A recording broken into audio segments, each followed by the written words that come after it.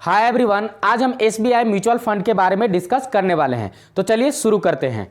SBI mutual fund के द्वारा जो टोटल एसेट मैनेज किया जाता है वो है 6,43,285 करोड़। इतना ज़्यादा ह्यूज फंड मैनेज किया जाता है एसबीआई म्यूचुअल फंड के द्वारा। तो हम इसका देखने वाले हैं, एसबीआई स्मॉल कैप फंड के बारे में देखने वाले हैं, फिर उसके बाद लार्ज एंड मिड कैप को देखने वाले हैं, फिर उसके बाद एसबीआई ब्लू चिप फंड को देखने वाले हैं। इसका पास्ट परफॉर्मेंस क्या रहा उसको भी हम लोग डिस्कस करने वाले हैं। तो यहाँ पर सबसे पहले हमने लिया है स्मॉल कैप फंड को।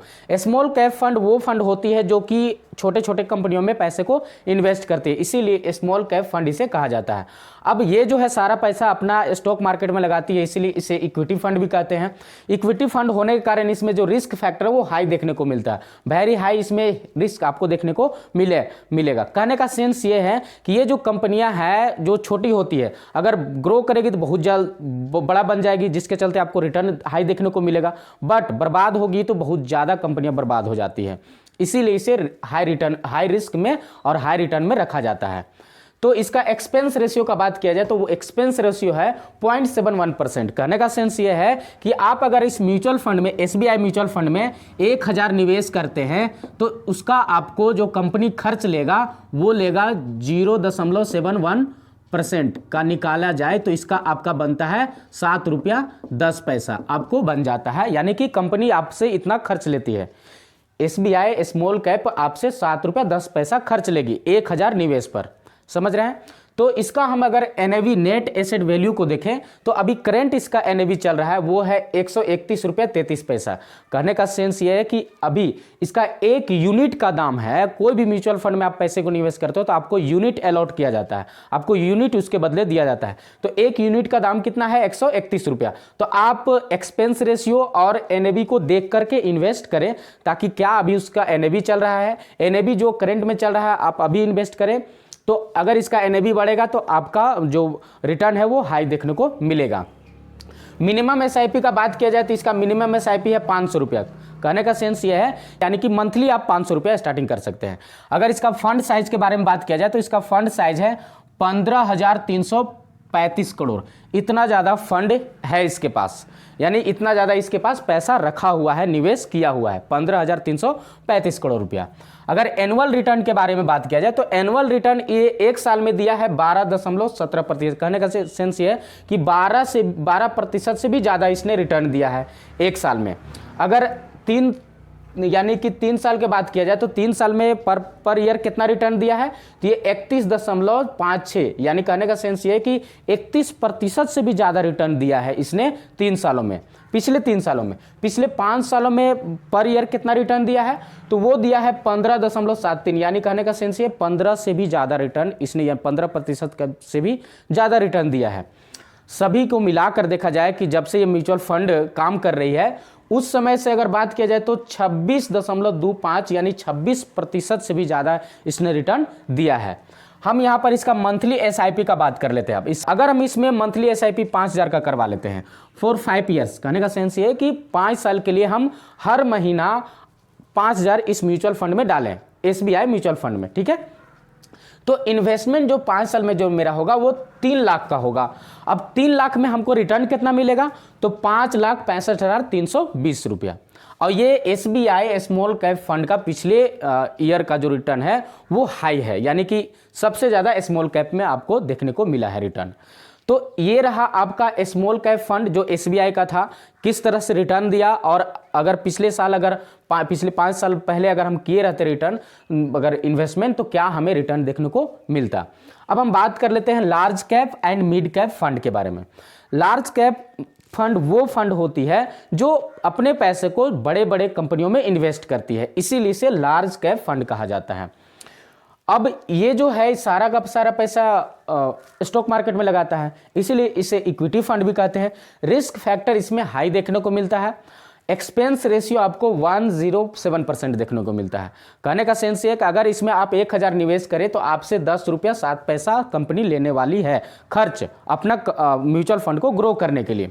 क्योंकि कोई भी अगर म्यूचुअल फंड आपसे इन पैसे को इन्वेस्ट कराएगी तो पैसे मैनेज करती है तो उसको फंड मैनेजर प्लस में वहाँ पर जितने भी कर्मचारी लोग होते हैं काम करने के लिए वो सब का खर्चा आप ही के द्वारा चलता है, इसीलिए उसे एक्सपेंस रेशियो बोलते हैं। यानी खर्च क्या है वो आप ही से वसूलेगी।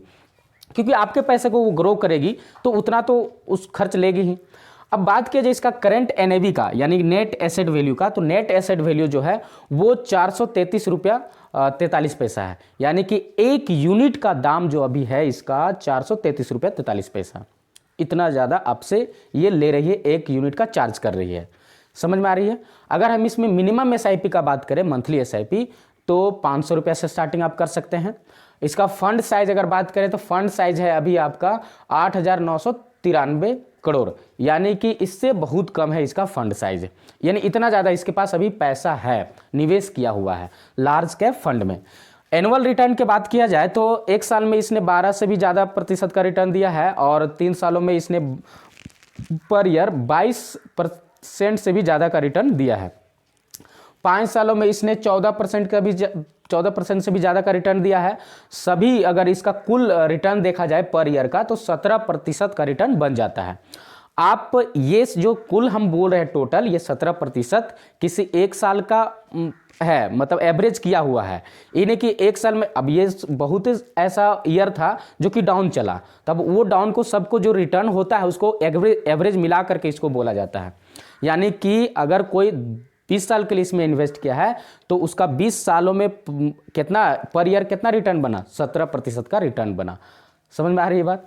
तो चलिए हम लोग अगर इसमें मंथली एसआईपी उसी के जैसा करें, स्मॉल कैप फंड के जैसा ही करें, 5,000 का एसआईपी अगर मंथली एसआईपी करा ले फॉर 5 ईयर्स, यानी कहने का सेंस ये है कि 5 सालों में कितना हम मेरा फंड जमा होगा, 3 लाख रुपया। क्योंकि अगर हम किसी भी म्यूचुअल फंड में जमा करते हैं पैसा तो उतना ही जमा होगा, 3 लाख रुपया, लेकिन रिटर्न उससे बहुत कम देखने को इसमें मिल रहा है। तो देखिए यहाँ मिला हमको यही टाइम पीरियड है, यही मेरा मंथली एसआईपी है और यही फंड भी मेरा टोटल इन्वेस्ट हुआ है, लेकिन रिटर्न देखिए कितना का फर्क पड़ जा रहा है से। यहाँ 5,65,320 रुपये बन रहा था स्मॉल कैप फंड में, जबकि लार्ज में बन रहा है 4,98,290 में। अब ये जो लार्ज कैप फंड है वो बड़ी कंपनियां होती है, इसीलिए ये जो इसमें जो है प्लस इसमें क्यों ऐसा हो रहा है, तो एक्सपेंस रेशियो देखिए, एक्सपेंस रेशियो जो होती है वो दीमक की तरह होती है जो आपके पैसे को खा जाती है। यहाँ पर एक्सपेंस रेशियो बहुत कम है इसके तुलना में, इसीलिए यहाँ पर आपका जो रिटर्न बहुत कम देखने को मिलता है। तो इन्वेस्ट करते समय एक्सपेंस रेशियो देख लें क्या अभी चल रहा है, और सबसे कम जो एक्सपेंस रेशियो चार्ज करती है उसी में आप निवेश करें। अब ये नहीं कि अरे गरे कोई म्यूचुअल फंड में इन्वेस्ट कर दे, अब उसके जो ट्रस्ट है आपको और उसका एक्सपेंस रेशियो कम है देख ले एक बार, तभी जा करके निवेश करें। हम इसके बात कर लेते हैं अब एसबीआई ब्लू चिप फंड को। ब्लू चिप फंड जो होती है वो भी अपना पैसा को इक्विटी में ही लगाती है, शेयर मार्केट में ही। इसमें भी आपको हाई रिस्क देखने को मिलता है। अब इसका जो एक्सपेंस रेशियो है 0.9% का है, यानी खर्च आपसे इतना चार्ज करती है। करने का सेंस ये, अगर 1,000 आप इसमें निवेश करें तो आपसे कंपनी 9 रुपया चार्ज करेगी। पूरा का पूरा 1,000 रुपया निवेश नहीं होता है, 9 रुपया चार्ज कर लेती है आपसे वो, क्योंकि कंपनी को चलाने के लिए उससे कुछ ना कुछ तो पैसा चाहिए ना। अब इसका करंट एनएवी का बात किया जाए, नेट एसेट वैल्यू, तो वो चल रहा है अभी 70 रुपया 65 पैसा, यानी कि सबसे कम एनएवी इसी का अभी है। इकर इसके तुलना में ये कम है, फिर इसके तुलना में ये कम है, यानी ब्लू चिप फंड का कम है एनएवी अभी। मंथली एसआईपी इसका भी 500 रुपया है। फंड साइज इसका जो है, जो ह्यूज फंड साइज बनाता है वो है आपका 35,616 करोड़ रुपया। सबसे ज़्यादा ह्यूज फंड है यहाँ एसबीआई ब्लू चिप के फंड के पास है, और इसीलिए इसको कौन सा माना जाता है, इससे ज़्यादा फंड इसमें जमा हो चुका है। तो थोड़ा सा आप देख ले, ये सब चीज़ें जो है आप देख करके इन्वेस्ट करें, ताकि आपको एक नॉलेज प्रॉपर हो कि हमने किस फंड में, कैसा फंड है वो, उसका क्या एक्सपेंस रेशियो, उसका एनएवी क्या था। ये निवेश करने से पहले आप जरूर देखें, तब आपको अच्छा से निवेश आप सीख सकते हैं, क्योंकि बिना सीखे आप निवेश करेंगे तो लॉस में तो जाएंगे। तो एनुअल रिटर्न की अगर हम बात किया जाए, पिछले एक साल का इसका एनुअल रिटर्न वो 6% का मिला हुआ है, यानी कि 6% से भी ज़्यादा का रिटर्न मिला हुआ है। इसका 3 सालों का पर ईयर देखा जाए तो 17% से भी ज़्यादा रिटर्न मिला है। 5 सालों में 12.27%, यानी 12 से भी ज़्यादा परसेंटेज का रिटर्न देखने को मिला है यहाँ पर। कुल इसका रिटर्न बात किया जाए कि जब से ये म्यूचुअल फंड काम कर रही है, वो है 15 से भी ज़्यादा परसेंटेज का रिटर्न ये दिया है। अगर हम मंथली एसआईपी इसमें 5,000 का करवाते 5 सालों का, तो इसमें मेरा 3 लाख ही बनता, लेकिन 4,50,491 रुपया हमको मिलता। तो सबसे कम इसी में मिल रहा है। अब यहाँ पर हुआ क्या कि रिटर्न में बहुत कम आ गया है, क्योंकि रिटर्न आप देख रहे हैं कि बहुत कम इसने दिया है अन्य फंड के तुलना में। तो ये रहा आपका SBI म्यूचुअल फंड का टोटल क्या पास्ट रिटर्न रहा और कि पास्ट में हम क्या इन्वेस्टमेंट किए रहते तो क्या हमको मिला रहता। तो अगर हम मान के चले कि इससे अगर हम 1 करोड़ का फंड बनाना चाहते हैं अपने पास, क्या बना सकते हैं? तो ऑफिशियली बात है कि आप बना सकते हैं कोई भी म्यूचुअल फंड से। लेकिन अगर हम SBI का बात करें तो SBI कोई भी SBI फंड में आप निवेश करना चाहें तो 1 करोड़ का फंड बनाने के लिए आपको मंथली SIP अगर 5,000 का, ज़्यादा नहीं है 5,000, एक एवरेज है 5,000 का आप मंथली SIP करा लें तो टाइम पीरियड अगर 25 साल का रहेगा, 25 साल के जगह पर आप 23 साल भी करेगा वो भी कंप्लीट हो जाएगा, क्योंकि 1 करोड़ से ज़्यादा 25 साल में बनता है। तो 23 साल में हमने करके देखा कैलकुलेट, तो भी 1 करोड़ बन गया था। तो यहाँ पर अगर 23 साल के लिए ले या 25 साल के लिए भी ले तो आपका जो अगर रिटर्न 15% का रिटर्न रहे, क्योंकि एक म्यूचुअल फंड का 15% का रिटर्न तो देगा ही देगा, क्योंकि आप लॉन्ग टर्म में देख रहे हैं कि हर सभी रिटर्न जो है सबका, देखिए इसका सब स्मॉल कैप फंड का 26% का रहा है, इसका 17% का, इसका 15% का। यानी कि अगर लॉन्ग टर्म में इन्वेस्टमेंट करें तो आपको रिटर्न तो ज़्यादा देखने को मिलेगा ही मिलेगा, ऐसा बात नहीं है। तो अभी हम लोगों ने mutual fund, SBI mutual fund के बारे में डिस्कस किया और देखा क्या इससे हम 1 करोड़ बना सकते हैं।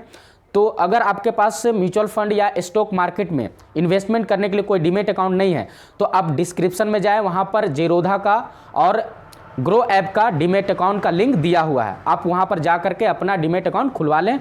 तो आज की वीडियो में इतना ही, फिर मिलते हैं किसी नेक्स्ट वीडियो में किसी नेक्स्ट टॉपिक के साथ।